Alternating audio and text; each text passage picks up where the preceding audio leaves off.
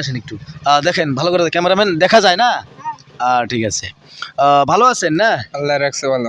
মাশাআল্লাহ আলহামদুলিল্লাহ তো আপনাকে আমি একটা প্রশ্ন করতে চাই ইসলামিক প্রশ্ন আপনি আমার প্রশ্নের উত্তর দিবেন দিয়ে পারি যদি দিতে পারবো। ইনশাআল্লাহ ইনশাআল্লাহ ঠিক আছে তো আপনাকে প্রশ্ন আপনি বলেন যে আমাদের প্রিয় নবী হযরত মুহাম্মদ সাল্লাল্লাহু আলাইহি ওয়াসাল্লাম উনি মাথায় চুলের মধ্যে কি বেশি ব্যবহার করতো চুলের মধ্যে কি বেশি ব্যবহার করতো কোন বস্তুটা ব্যবহার করতো আপনি একটু ভেবেচিন্তে জবাবটা দিবেন ঠিক আছে চুলের মধ্যে হুম তেল তেল ব্যবহার করতো।